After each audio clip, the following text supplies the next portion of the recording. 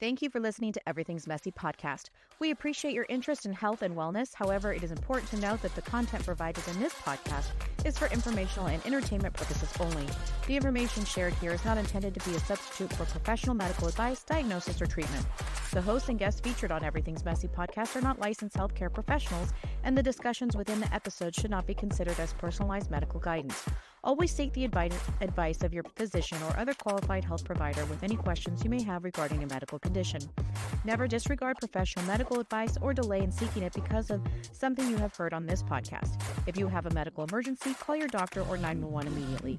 Reliance on any information provided by Everything's Messy podcast or its guests is solely at your own risk.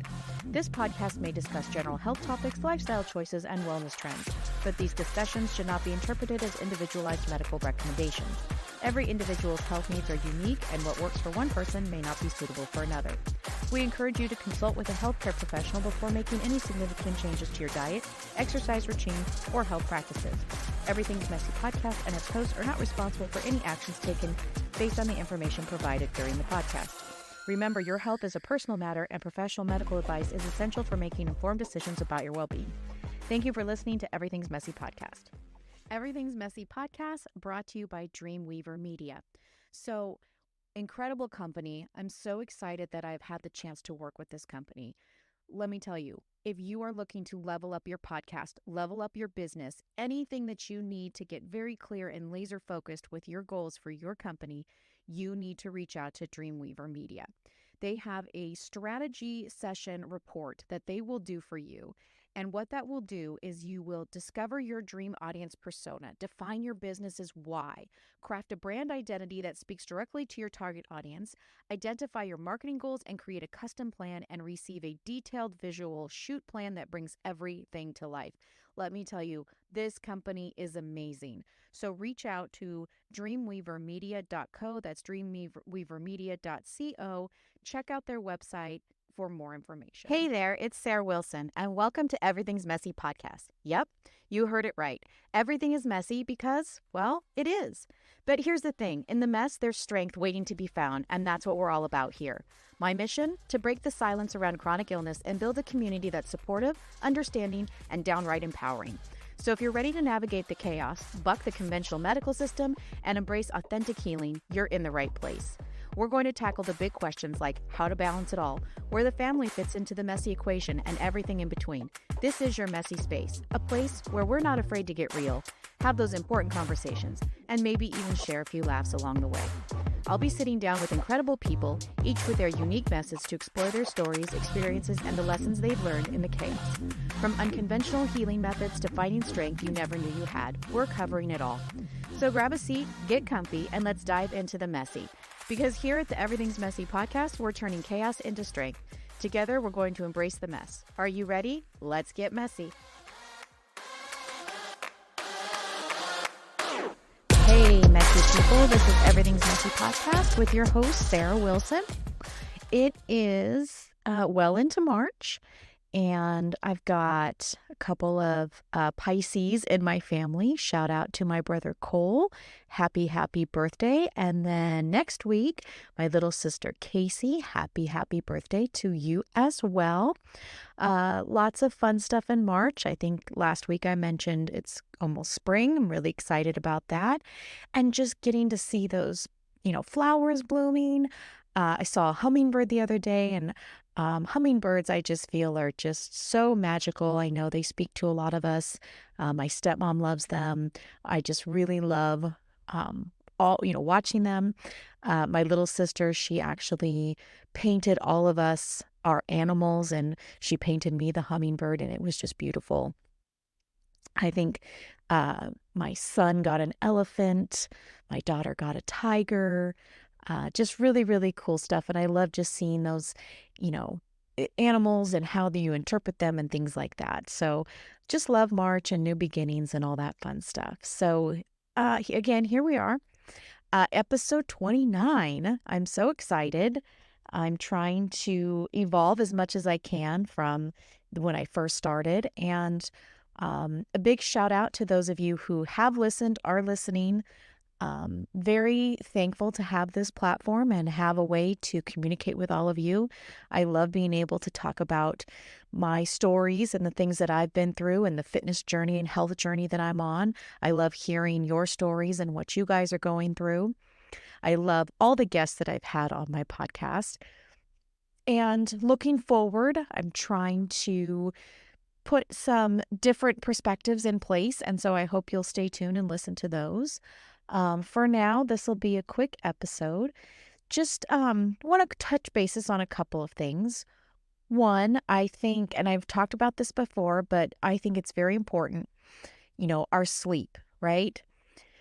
I have a lot of friends who wear the badge of honor of, I'm so busy, I'm so busy, I'm so busy. And they name off these jillion things that they're doing and, sports for this kid and music for this kid and all these things that they're doing. And that's all great. But I feel like we're missing a big part of what our journey is supposed to be. Yes, we want our kids involved, and yes, we want to have life and do different things. But I think there's something to be said for just being still, being quiet, and not being busy. And I think that's actually hard for a lot of people because it forces them to maybe acknowledge or face the things that they don't want to. And so being busy becomes a distraction of those things. And again, I've been there. I understand. There's a lot of things that I haven't wanted to face in my life, and being busy just becomes the norm. And then you feel good because you're doing other things. But I think it really keeps us from, like I said, facing that monster, that demon, that giant, whatever it may be. And we're distracted with the busyness, and we're not diving in and facing whatever it is head on. And I think it's important to try and do that. I know it's hard. I know, like I said, from experience, it can be very difficult. And a lot of times, I don't want to deal. I don't want to deal with whatever's facing me. And so I tend to focus or distract myself and be busy with other things. But I think even if there's not something that you are facing, I think sometimes it's actually hard to sit in the quiet and be with ourselves. And I know that sounds really weird, but a lot of times, sometimes I'm like so sick of my own thoughts and my own feelings and things that are happening. I either need to deal with it in a different way and just be quiet, which if you know me, I like to talk, and being quiet is not one of those things. But I think you have to force yourself to do that. I talk a lot about meditation and prayer and gratitude and being in the moment, but I think even just not having something to do, and I'm not talking about exercise and fitness. Those are all things that we should be doing regardless of our busy days. But you know, having to run here, having to go here, and sometimes it just can't be helped. But does it have to be every day? I'm not convinced. And I think part of that comes back to being protective of our sleep. And a lot of times when we go to lay our heads down at night and we're now exhausted with this busyness, the sleep, I think it's different from being busy to when we're actually in a relaxed state of mind. We can get to that REM sleep that we need to get, and we can really let our bodies let down and relax. And trust me, it is not easy for me to do that. It's actually really, really hard. I'm constantly telling my husband I sleep with one eye open. And I've done that for a very long time, probably since my kids were born. And I think it's just something that moms in general do. You're just always waiting to hear the baby cry or whatever it is. And I heard something the other day that said, I want to sleep like I did when I was, a child. And man, I wish for that sleep because I don't know what that is, but I think it's important. I've talked about the circadian rhythm before. I've talked about, doing the things before you are to sleep. Make sure you're not looking at the blue screen of your phone. Make sure that you're relaxed, and it's, whatever you need to turn your brain off to get there. And again, it is hard. I can definitely speak to that. But I think that coincides with the busy that we have all the time. And our mind is or at least my mind, is in a constant state of that other foot is going to drop. What's coming? What's happening? What am I worried about? What's going on with this? And maybe not even so much worry, just the next thing is coming down the pipeline. And I think it should be a mindful exercise where we stop and really try to focus and hone in on, what is our purpose? What is our intention? And again, some days you can't hide from it. Some days they're just, you have to make that phone call or you have to run that errand or things need to be done. But I think if more of us could just take a moment and just be present in ourselves, hear our thoughts, maybe squash some of those thoughts. I talk a lot about the dinner party in my head. It's it's not as fun as it sounds. I think I had a guest on and she said she called those intrusive thoughts. I think she named them Rose, and she always told Rose to go back to her room. Whatever you call what's happening in your head, I think my mom refers it to as her committee. I mean, either way, these things are happening, I think, I'm going to say all of us, or if not most of us. And it's how we're dealing with that. What are we doing to quiet those thoughts, quiet our minds? How are we getting present with us? How are we getting in tune? And like I said, that is really hard. One of the things I do try and do when I'm working out, and I can really focus on either counting or just being on that machine or doing that rep, and I can just listen to the way my body reacts and moves and is receiving what I'm trying to have it do. It kind of makes me lose my thoughts sometimes because I'm so focused on that. And I'll finish and I'll be like, wow, I don't even remember that I just did 10 reps or something like that. And that could be because, I'm losing my mind. But I think it's attributed to I'm really trying to just calm my nervous system, calm my, energy, and just focus. And I will be honest, that's only happened a handful of times, but man, when it does, what a difference I feel. I mean, I always feel good after my workouts, but there's a difference, like a heightened sense of how I'm feeling when I can really tap in to that energy and focus. And so I think we can all do it. It's taking the time and to be intentional to do it.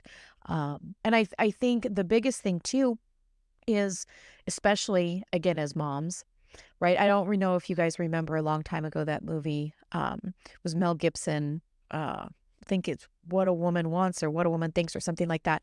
But he's actually in the heads of women and he goes to do this ad, right? He can hear their thoughts somehow. He gets struck by lightning or something and he can hear their thoughts, but he goes to do this ad for like running shoes or something like this.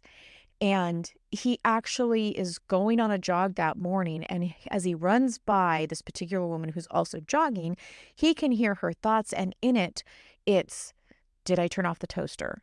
Did I do this? Did I do that? She's not able to just concentrate on run because our minds are thinking 50 million other things at that same time. And it's really hard to stop that. And I think that's maybe just how we're wired. But I'd like to think we can at least get it down to one or two thoughts versus a million at one time. I often refer to the book, something like Women Are Like Spaghetti, Men Are Like Waffles. And it's a funny title, but it's a really interesting book because men, if you look at an Eggo waffle and each waffle, or just a regular waffle, each waffle has a square, right?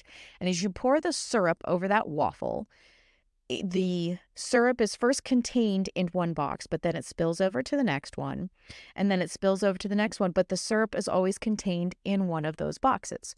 So the premise being, when a man is driving, a man is driving. When a man is working, a man is working, right? He's in that box. I'm not saying men can't multitask, but most of the time, whatever the task at hand they're doing, that's the task at hand that they're doing. Whereas women, if you look at a plate of spaghetti, right? All the sauce and the noodles everywhere. And you follow that one piece of spaghetti all the way around the plate, it's touching everything. The sauce, the noodles, the mushrooms, whatever's on there, it's intertwined in every single other thing on that plate. And that's truly how I think sometimes, at least my mind is. Because one thought leads to another, leads to another, leads to another. And it's really hard to not have them intermingled, not have them intertwined. And again, I'm not saying men can't multitask. They definitely can, but I think it's just a different mindset and the way that they are thinking. So I think it's interesting. And again, I don't necessarily think it's just mothers as far as on the women's side. I think it's all women. They're just constantly, as they're running, did I turn the toaster off? Did I do this? Did I do that? And then it gets, I think, compounded when you have children. There's just 50 million more things that you're thinking about at one time. And a man is like, okay, I'm in my box and this is what I'm doing right now. And they can think of other things if they have to, but they're much better with their undivided 100% focused attention on that one task. And sometimes I wish I could be more like that. I mean, I think it both has its pros and cons, but it's very interesting to me. And it's an interesting book. Have the time, pick it up. I definitely learned a lot about just how we think. There's also that, what is it? Men are for Mars, women are for Venus. Same kind of premise.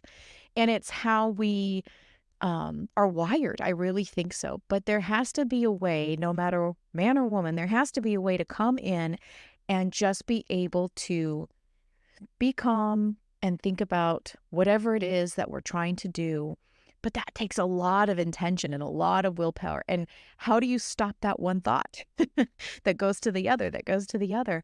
And it's different for everybody, but there are several different, mind exercises. There's also the deep breathing that I've talked about. Again, that can be hard to just focus on breathing. Again, the breathing leads to, oh my gosh, did I, empty the dryer vent too? Did I do that? There's no rhyme or reason where all these thoughts come from, but they definitely come and it's a lot. And I can only speak to being a woman and what I'm dealing with, although I think men and women as a whole, they are wired differently and things that they think and do and say are different. And that's just the way that it is. And I think we just have to learn to each, battle that and and see what we can do with it. But I do think it's interesting. I always have. I've always thought, man, how great would it be to just be in that one box and just think that one thing. But anyway, so I think that's something very interesting to think about and focus on. Again, and I'll reiterate, I don't think we should be wearing busy as a badge of honor. I think we should be more intentional and purposeful. And again, I know that's hard. I really do. These are all lessons that I'm learning right along with everyone else.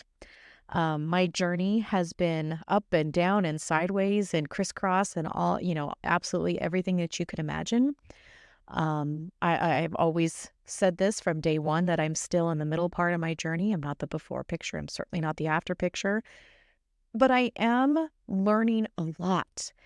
And I think one of the things that is so important is no matter what journey you're on, you don't stop learning, right? There's so much, I couldn't even, I'm not even scratching the surface right now. It's just a tiny little nail finger flicking off the top part of what I'm trying to learn in all this world.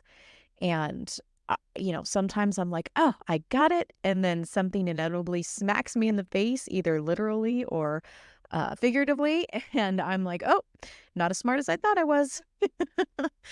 um, but I think as it comes down to it, as long as we are moving forward, my husband said this to me today, all we can do is move forward. Looking back doesn't serve us anything, doesn't serve us in any way. And so just moving forward is what we can do no matter what endeavor, adventure, journey, whatever it is, we just keep moving forward. And that's kind of where I'm at right now. I'm trying to push forward, be in that momentum. Sometimes, I think, where was I 2 years ago? And I was literally healing from a massive heart attack and not knowing, what the future holds. And now I can say, 2 years and a month later, wow, I feel like I need to stop for a minute and not necessarily celebrate the progress, but at least, mm, you know, at least, I don't know what to say, realize the progress that I've made. That's a good word for it. I'm not perfect, and it's certainly still a long road to go, but I'm grateful for the opportunity and the chance to do it and be with my family and my children and have these thoughts and what am I going to learn about next? I get excited about it. And I hope whatever you guys are doing, whatever your journey, your mission, your platform is, that you're moving forward and you're learning something. And it's something that you can share with everybody, with anybody. Just pass that knowledge on. It's so important that we share what we know and we find different perspectives. We find a way to come together. We find a way to meet in the middle. We're not always going to agree on everything, but at the end of the day, we are all human. And I think most of us, if not all of us, are on some sort of personal journey. And I think it's a true celebration to be in tune and find it. And I don't know that I can say I'm happy that the heart attack happened, but obviously it was awakening for me.